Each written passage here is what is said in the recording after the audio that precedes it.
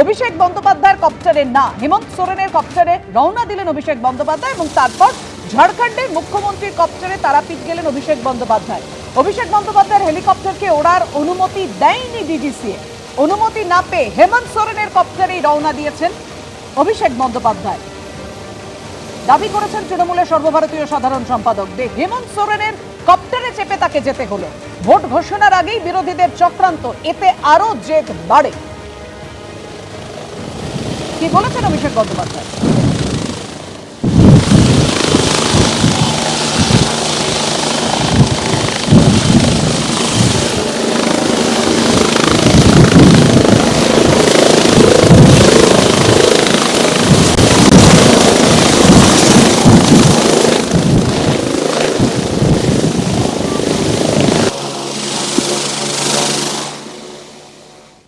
আমার যে হেলিকপ্টারে করে আসার কথা, এখনো নির্বাচন শুরুই হয়নি, নির্বাচনের দিনকাল ঘোষণা হয়নি, তার আগে থেকেই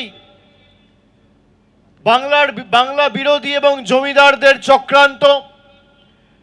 আমার হেলিকপ্টারের একটা পারমিশন যেটা সকাল 11টায় দেওয়ার কথা ছিল, এখনো পর্যন্ত সেটা দেয়নি। আমি বুদ্ধি খাটিয়ে আমাদের পাশের রাজ্য ঝাড়খণ্ডের মুখ্যমন্ত্রী হেমন্ত সোরেনের সাথে কথা বলে তাদের যে হেলিকপ্টারটা ছিল সেটা আনালাম। সেই হেলিকপ্টারে করে 2 ঘন্টা দেরি হয়েছে, কিন্তু বিজেপির যা জেদ, বাংলা বিরোধী জমিদারদের যা জেদ, তার 10 গুণ জেদ আমার। আমরা কোনো ধমকানি চমকানি ষড়যন্ত্র চক্রান্তে কাছে মাথা নত বা নতি স্বীকার করি না। নতুন কপ্টার বলেই পারমিশন দেয়নি ডিজিসিএ, ঠিক কি বলেছেন কেন্দ্রীয় মন্ত্রী সুকান্ত মজুমদার? দেখুন, কে ওনার হেলিকপ্টার ছিল, সেই হেলিকপ্টার উঠতে দেরি হয়েছে, বলছে ডিজিসিএ নাকি পারমিশন দেয়নি।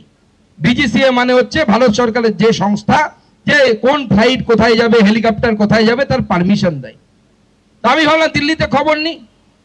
দিল্লিতে খবর নিলাম, দিল্লি বলছে আরে বাবা, নতুন হেলিকপ্টারে পারমিশন নিতে গেলে অনেক আগে পারমিশন নিতে হয় এবং তার সমস্ত সুরক্ষা পরীক্ষা হয়। কারণ কালকে যদি অভিষেক বন্দ্যোপাধ্যায় উঠে ওই হেলিকপ্টার যদি ভেঙে পড়ে, তখন তো বলবে মোদি দায়ী। তো পরীক্ষা নিয়ে দেরি হয়েছে। অন্য 3টে হেলিকপ্টারে পারমিশন ছিল, তার মধ্যে একটা নিয়ে উড়েছে। বলছে মোদি নাকি দেয়নি, বিজেপি নাকি দেয়নি।